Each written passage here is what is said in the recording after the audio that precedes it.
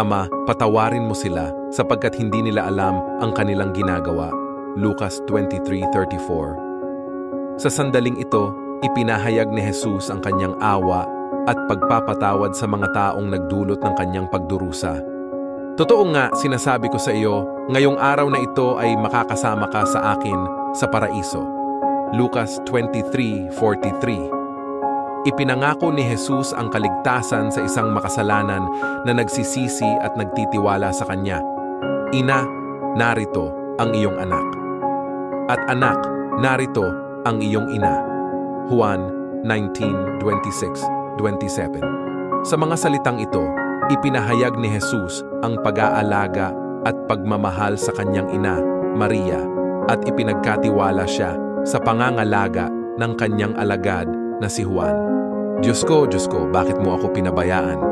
Marcos 15:34.